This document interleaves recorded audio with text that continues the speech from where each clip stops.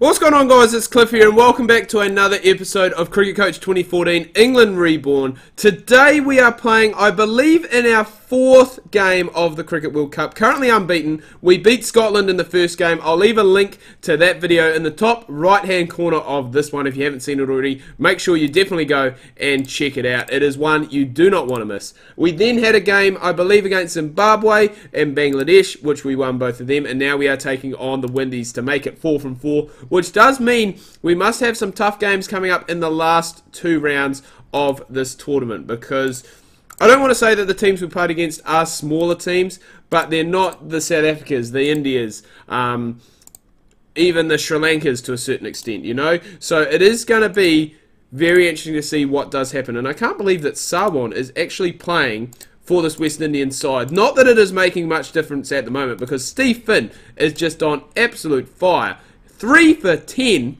and if he gets Sarwan here, which he has gone and done, 4 for 10, what a decision by Joe Root to bowl first, because it is just working out an absolute treat for him. Steve Finn's almost had 5 inside the first 10 overs.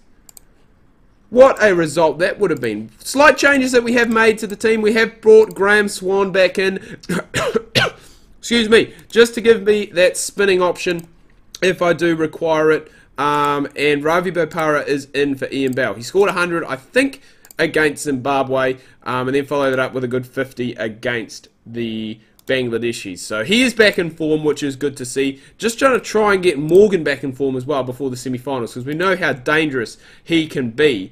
And Ramden is putting on a bit of a show here for the Windies, getting them toward, I don't want to say a decent total, but he is moving them along at a very good rate, scoring it better than a run a ball, and Bravo was in as well. So that is a big drop by Alistair Cook. Not happy about that at all, and it might be time to introduce a little bit of spin, just to see if we can get anything out of this pitch, and really try and peg back the West Indies, because we got off to such a good start against him, obviously, with Steve Finn, who was absolutely electric at the start. I'm going to bring him back, see if he can break the partnership, which is exactly what he does. Very first ball, gets, I believe that was Ramden, for just one short of his 50. He's got 5 for, which is his best bowling figures in a one-day international. 5 for 15. It has now ballooned out a little bit, 5 for 24.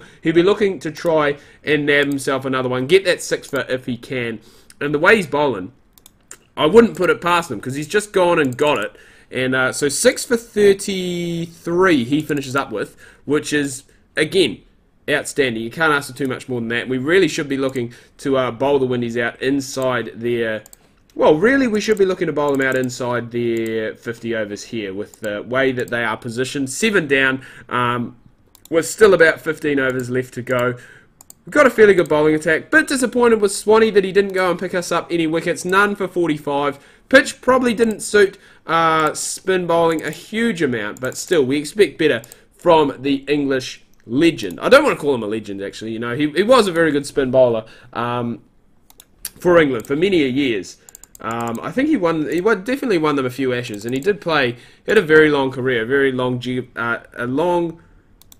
I don't even know what I'm trying to say there, to be fair. He did have a very long career. So we do have Tino Best in, who is now back out, and we do have Narayan, and I didn't mean to do that, but Wokes has gone and got 2 so far. We'll bring back in Tim Bresnan. He has been a bit expensive, going at just under 6 runs and over.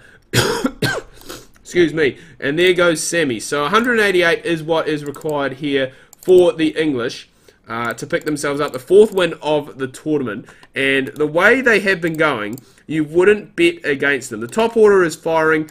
Joe Root's gone and got himself out, which is not ideal. But when you're only chasing such a small total like this, you don't really need to get off to that flamboyant start like Joe did there. You just need to nudge it around like Alistair. And even Peterson. Boys, just keep it along the ground. That is all you need to do. We don't need to do anything fancy. The run rate is under 4 runs and over.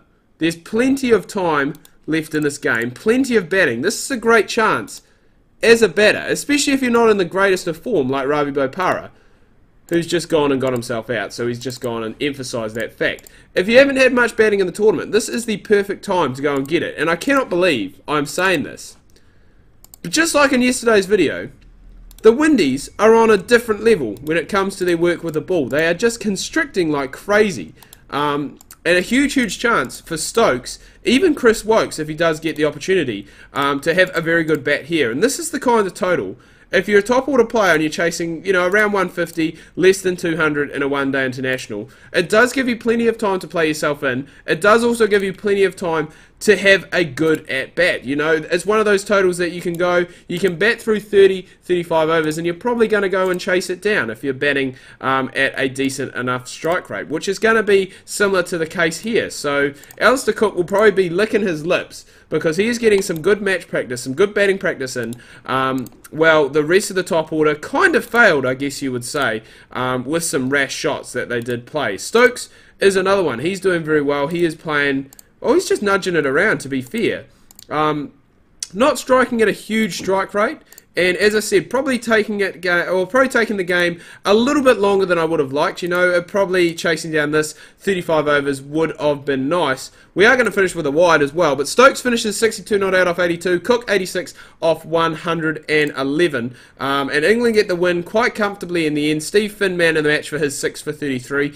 We get there with about 9 overs left to go. And just to have a look at what is happening in the World Cup table. So as you can see, we do still have Pakistan and South Africa left to go. South Africa unbeaten as well, so you'd have to say the winner of that will, well, it would determine who would go top, you would have to say, in a game against Pakistan that we probably should win quite easily as well. West Indies in second, tied with Bangladesh. Very surprised that we see Pakistan that low, with just the one win so far in this tournament. But anyway, guys, I'm going to wrap things up here. Do hope you've enjoyed this video. If you have, please remember to smash that like button. Give this video a thumbs up. If you are new, please do hit the subscribe button. New subscribers, definitely want to hear from you. Want to get that subscriber numbers back up. Want to get to 10,000 before Christmas. That is the dream. Really hoping that we can go and do that. If you do want to have a chat, social media links are down below in the description. But until next time, guys, ka kite anō. See you soon.